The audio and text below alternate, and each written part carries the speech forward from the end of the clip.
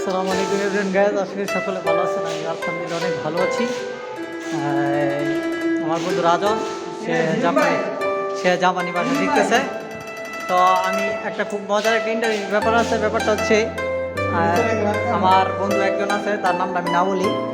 তাকে এক জাপানি আসছে, জাপানি জিজ্ঞাসা করছে যে অগেঙ্কি দেশকা। আমার বন্ধু আনসার দিয়েছে অগেঙ্কি দেশকা। খুব ইন্টারেস্ট ব্যাপার, যদিও সে প্রথম একটু নার্ভাস ছিল, পরবর্তীতে সে আবার ভালো কথা বলতে যদিও। যাই হোক বন্ধু, তুমি জাপানিজের ব্যাপারে কিছু ইন্ট্রোডাকশন দেওয়া সকলকে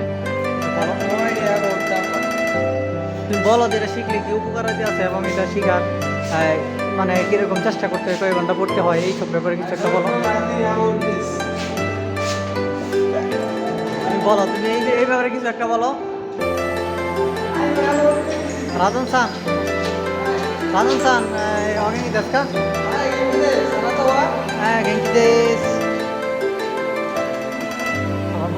আমার বন্ধু পারভেজ খান আপনাদের সামনে এখন এই জাপানি সম্পর্কে কিছু মানে শিখার কি মানে মানে ইন্ট্রোডাকশন এইসব সম্পর্কে কিছু বলবো, কিছু বলতে